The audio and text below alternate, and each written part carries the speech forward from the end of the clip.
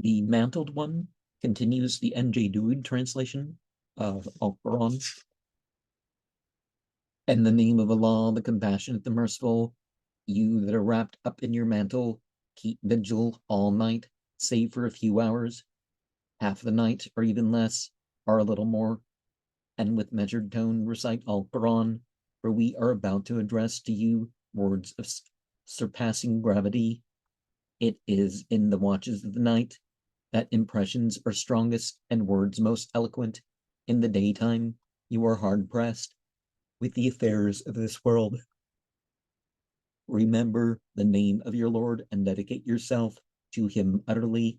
He is the Lord of the East and of the West. There is no God but him, except him for your protector.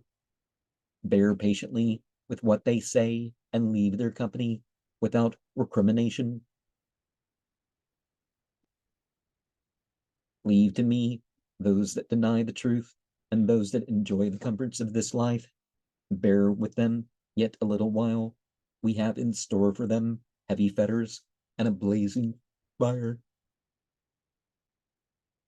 choking food and harrowing torment on the day when the earth shall quiver with all its mountains, and the mountains crumble into heaps of shifting sand.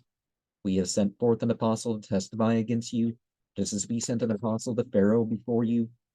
Pharaoh disobeyed our messenger, so that with a baleful scourge we smote him. If you persist in unbelief, how will you escape the day that Allah will make your children gray-haired? Escape the day. The day the sky will split asunder, Allah's promise will be fulfilled. This is but an admonition. Let him who will take the right path to his Lord. Your Lord knows that you sometimes keep vigil well nigh 2/3 of the night, and sometimes half or 1/3 of it, as do others among your followers. Allah measures the night and the day. He knows that you cannot count the length of the vigil, and turns to you mercifully. Recite from Al-Quran as many verses as you are able. He knows that among you there are sick men and others traveling the road in quest of Allah's bounty, and yet others fighting for the cause of Allah. Recite from it then as many verses as you are able. Attend to your prayers and render the alms levy, and give Allah a generous loan. Whatever good you do, you shall surely find it with Allah, ennobled and richly rewarded with him. Implore Allah to forgive you, most forgiving and merciful.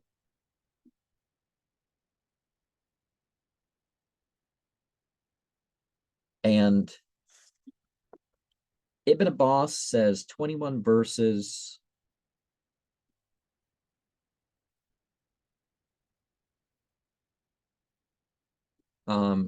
Most say that it was revealed at different times. And this chapter and the next one are much alike in the fact that so this chapter